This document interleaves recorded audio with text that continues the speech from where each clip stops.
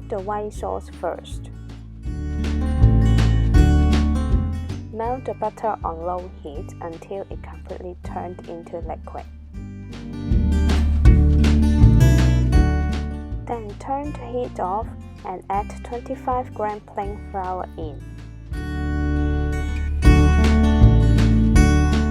Use a balloon whisk to combine flour and butter together until it forms a roux. The roux should be moist and thick. Then return the roux to low heat to cook for 1 minute.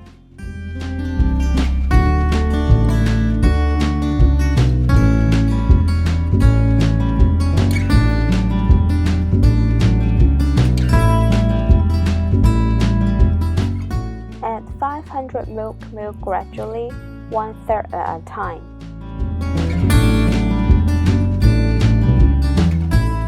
Then constantly whisk the sauce to avoid any lumps. The sauce must be kept on the low heat all the way through until it is finished. Add another 1/3 of milk once the sauce is thickened. Repeat the process of whisking and add the milk until the sauce is finished.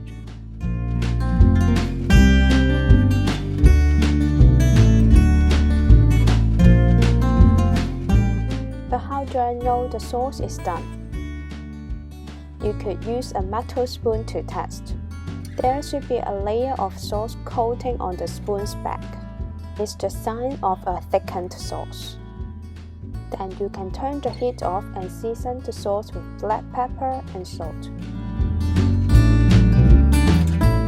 Nutmeg is also a spice that gives nice flavor to the white sauce. Stir all the seasoning well, then your sauce is done. Next is the tomato sauce. We first peeled and grated the carrot.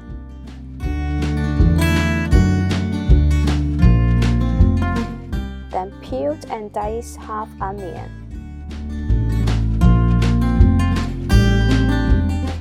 To cook the tomato sauce, first heat up 1 tablespoon oil on low heat. Then add the diced onion to fry. And crush in 2 cloves of garlic.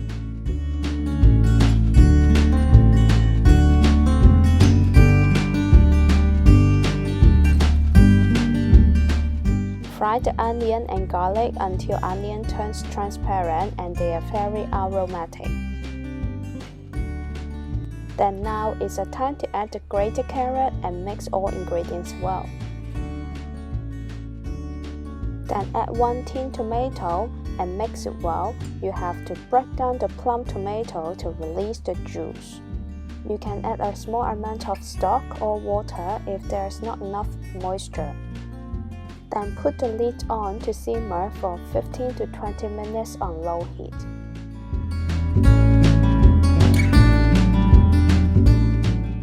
Remove the tomato sauce from heat and use a hand blender to blend the sauce until it is smooth.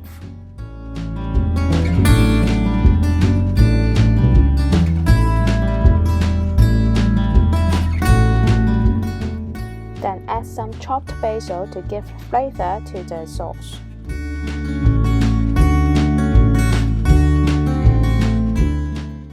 For the cannelloni, place the spinach into a mixing bowl. Then grate the cheese in.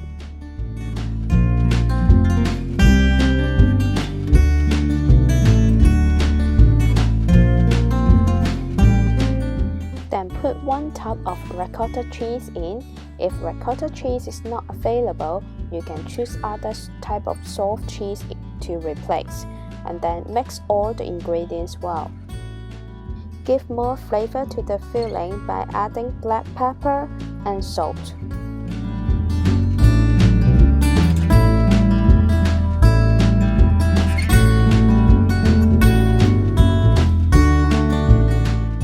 Simmer the hot water in a saucepan on low heat. Place the lasagna cheese inside hot water to soften it for 2 to 3 minutes. Only put 1 to 2 sheets at a time to avoid sticking together. We just want to soften the lasagna sheet but not to cook it through.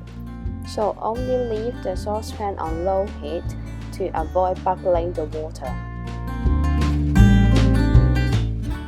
Make sure you place the second piece of lasagna sheets across so they won't stick together.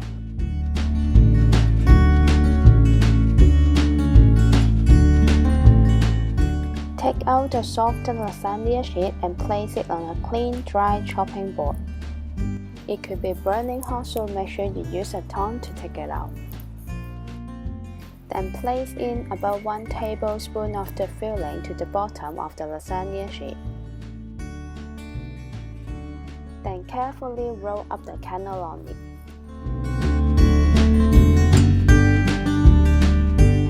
When finished rolling, place the sealed end facing the chopping board to prevent unrolling. Then continue simmering the lasagna sheet and rolling up all the filling until all cannelloni are done. Prepare an oven-proof dish to assemble the dish. First, place in a thin layer of white sauce and spread it all over the oven-proof dish. Only use about half of the white sauce. Make sure you have about half left for another layer. Then line the cannelloni in one by one. Make sure you have the sealed end facing the sauce.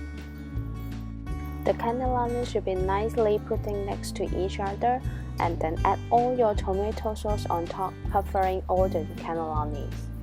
The cannelloni will get flavor and moisture from all the sauces that you add into the dish. Lastly, spread over the rest of the white sauce to cover the tomato sauce. At this moment, the oven should be preheating at 180 degrees. Then sprinkle some grated cheddar cheese to make the top golden brown after baking.